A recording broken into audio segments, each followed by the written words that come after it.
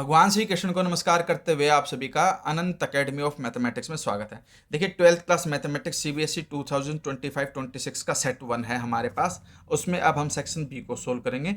इसमें यह है कि evaluate sine tan inverse tan 3π/4। सबसे पहले तो इस 3π/4 को ब्रेक करेंगे। कैसे ब्रेक करेंगे? देखिए, इसके अंदर ये है, जैसे 3π/4 था, इस 3π/4 को मैं लिख सकता हूँ पाई माइनस π/4। ठीक है। अब पाई-π/4 हमने इसलिए किया क्योंकि जो tan की जो हमारे पास रेंज होती है वो -π/2 से +π/2 होती है, उसी के अंदर की वैल्यू आ सकती है। इसलिए ये जो वैल्यू 3π/4 इस रेंज से बाहर थी, इसीलिए इसको ब्रेक किया। अब tan से tan इनवर्स हटने से पहले आप क्या करोगे? पाई माइनस π/4 यानी कि सेकेंड क्वाड्रेंट में जो tan होता है वो नेगेटिव होता है, और माइनस का tan π/4 आप लिख सकते हो। ठीक है। अब नेगेटिव जो है वो बाहर आ जाएगा यहाँ, यानी कि ये हो जाएगा sine negative tan inverse tan π/4। अब tan से tan इनवर्स भी आपका हट जाएगा। अब बचा क्या? Sine minus π/4। अब साइन माइनस π/4 होता है माइनस साइन π/4, और माइनस साइन π/4 की वैल्यू हो जाएगी -1/√2। ये हमारे पास आंसर आएगा। स्टेप बाय स्टेप मैंने आपको करके दिखा दिया है। अब हम आते हैं क्वेश्चन नंबर 22 के सॉल्यूशन पे। उसमें हमें फर्स्ट पार्ट में तो ये दे रखा है कि differentiate x⁻x with respect to x log x। अब यहाँ पे दो हैं, एक का डेरिवेटिव दूसरे के रिस्पेक्ट में। तो इसके लिए हम क्या करेंगे कि लेट जो u है उसको तो हम मान लेंगे x⁻x and v is equal to x into log x। अब पहले तो u का derivative with respect to x करेंगे, लेकिन वो करेंगे कैसे? क्योंकि यहाँ तो x की पावर x है। इसके लिए हम क्या करेंगे? दोनों तरफ पहले लॉग लेंगे, टेकिंग लॉग बोथ साइड, तो लॉग x पावर x। अब लॉग की प्रॉपर्टी से जो x है ये लॉग से पहले आ जाएगा, x log x। अब डेरिवेटिव करेंगे दोनों तरफ, log u का डेरिवेटिव 1/u और du/dx is equal to x into log x। x as it is, log x का डेरिवेटिव 1/x, फिर plus log x as it is, derivative of x is 1, और यहाँ x cancel. अब du/dx is equal to, ये u इधर जा करके multiply हो जाएगा, u इंटू में 1 प्लस log x। अब यहाँ पर u की वैल्यू रख देंगे x की power x into 1 plus log x। ये तो आ गया du/dx। इधर आपके पास जो v है उसका डेरिवेटिव हम डायरेक्टली कर सकते हैं u into v product rule से, तो dv/dx, x as it is, log x का डेरिवेटिव 1/x, फिर plus log x as it is, x का डेरिवेटिव 1। यहाँ पर भी x कैंसिल, क्या आया? 1 प्लस log x। अब हमें डेरिवेटिव निकालना था u का derivative with respect to v, तो du/dv को हम लिख सकते हैं du/dx डिवाइडेड बाई dv/dx, यानी कि du/dx की वैल्यू तो ये है x की power x into 1 plus log x। उसको डिवाइड कर दो dv/dx से, जो क्या है आपके पास 1 प्लस log x है। डिवाइड करने पे ये कट जाएगा, आंसर हमारे पास क्या आ जाएगा? x power x। ये हमारे पास आंसर है। ठीक है। अब हम आते हैं इसके और वाले पार्ट पे, अगर आपने ये सोल्व किया है तो। If y is equal to p cos ux plus q sin ux, ये हमें सोल्व करना है, मतलब p y दे दिया और ये इक्वेशन हमारे लेकर के आनी है। तो इसके लिए हम क्या करेंगे? सबसे पहले तो जो क्वेश्चन नंबर 22 का और वाला पार्ट है, इसमें हम इक्वेशन लिख लेते हैं y is equal to p cos ux plus q sin ux। अब सबसे पहले तो first derivative du/dx, p as it is, cos का डेरिवेटिव होता है माइनस साइन ux है तो इसलिए ux ही लिखा जाएगा, इनटू में जो ux है उसका derivative, u constant as it is, x का डेरिवेटिव 1, फिर plus q constant as it is, sine u का हो जाएगा cos u, और ux का डेरिवेटिव u और आ जाएगा। लेकिन हमें तो सेकंड डेरिवेटिव भी निकालना है, इसलिए क्या करेंगे? d²y/dx² दोबारा फिर कर देंगे, p as it is minus b as it is, sine का डेरिवेटिव होता है cos ux, और u एक बार और आएगा ux का डेरिवेटिव करके, u ऑलरेडी था तो u² हो जाएगा, फिर प्लस q, cos का डेरिवेटिव माइनस साइन ux, फिर ux का डेरिवेटिव u और होगा, ऑलरेडी u है ही तो u² हो जाएगा। इसमें मैंने क्या किया, हमारे पास जो कंडीशन थी उसके अकॉर्डिंग मैंने नेगेटिव कॉमन ले लिया, माइनस कॉमन लिया, u² भी कॉमन आ गया, तो p cos ux plus q sin ux। देखिए u² दोनों में कॉमन आ गया, नेगेटिव भी दोनों में कॉमन आ गया।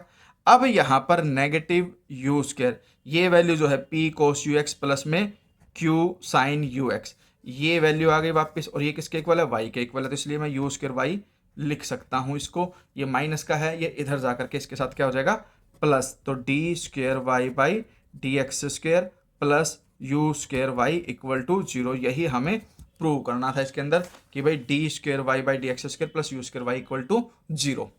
अब हम आते हैं इस पर 23 पे, determine the value of X for which F X is equal to X minus 3 upon X plus 1, X is not equal to -1 is an increasing function. तो इसके लिए हम क्या करेंगे, इंक्रीजिंग डिक्रीजिंग वाले फंक्शन के जितने भी क्वेश्चन होते हैं उसमें हमें डेरिवेटिव ही करना होता है सबसे पहले।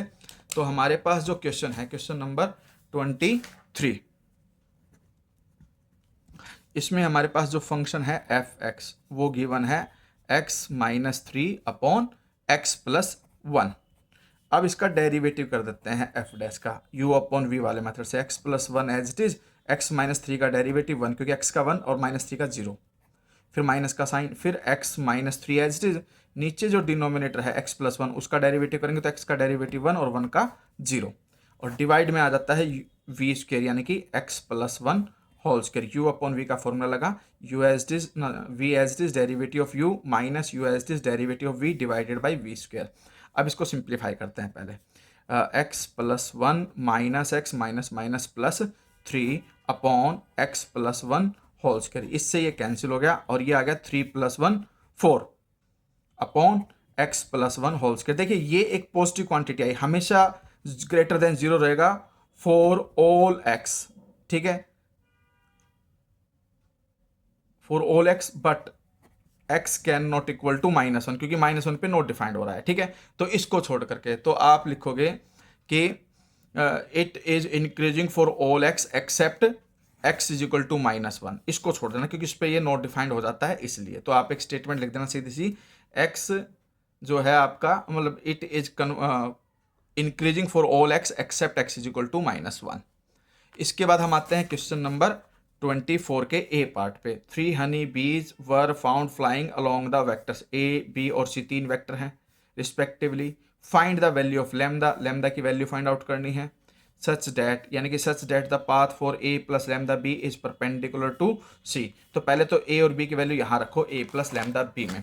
देखिए हमारे पास जो ए वेक्टर है और लैम्डा जो बी है उसमें हम ए की वैल्यू रखेंगे। पहले ए हमारे पास क्वेश्चन पेपर में गिवन है 2i माइनस 3j प्लस के, ये तो ए वेक्टर है, फिर प्लस में लैम्डा है, फिर इनटू में बी वेक्टर, और बी वेक्टर हमें ऑलरेडी गिवन है 4j माइनस 2k।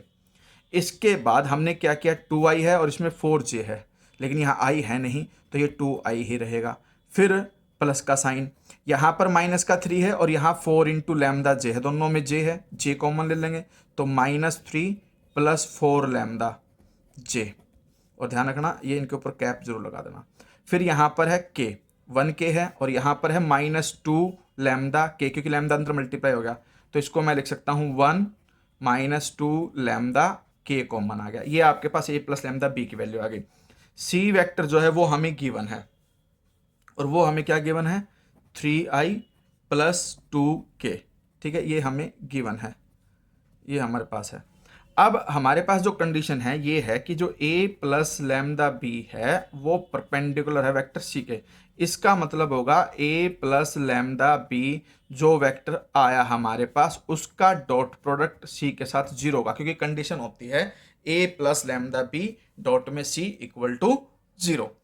अब यहां से कंडीशन क्या आ जाएगी, a प्लस लैम्डा बी की वैल्यू में जो i है उसकी वैल्यू 2 है और यहाँ i की वैल्यू 3 है तो 2 इंटू 3, ठीक है, फिर प्लस का साइन, इसमें j नहीं है c के अंदर और इसमें आपके पास j है -3 प्लस 4 लैम्डा, तो -3 प्लस 4 लैम्डा, इसमें j नहीं है तो उसे 0 काउंट करेंगे, फिर प्लस का साइन, इसमें k है 1 -2 लैम्डा और c के अंदर k है 2 यानी कि a1 a2 plus b1 b2 plus c1 c2 equal to 0, dot product कर दिया i का i के साथ, j का j के साथ, k का k के साथ। अब यहाँ से ये तो हो गया 2 इंटू 3 6, ये 0 हो गया, यहाँ पे 2 मल्टीप्लाई होगा 1 से तो +2 और प्लस में 2 2 जा 4 lambda equal to 0, 4 lambda as it is, 6 + 2 8, 8 उधर जाकर के -8 हो जाएगा और लैम्डा की वैल्यू आ जाएगी -8/4 विच इज इक्वल टू -2। यानी कि जो लैम्डा है वो हमारे पास क्या आ गया, -2। ये हमारे पास आंसर है। ठीक है, इसके बाद हम इसका बी पार्ट भी कर लेते हैं, अगर किसी ने बी पार्ट सोल्व किया है तो। A, B and C be three non-collinear points such that AB is equal to this and AC is equal to this. Then find the area of triangle. देखिए जो एरिया ऑफ ट्राइंगल है, पहले तो हम AB को लिख लेते हैं कि भाई AB वेक्टर हमारे पास क्या है।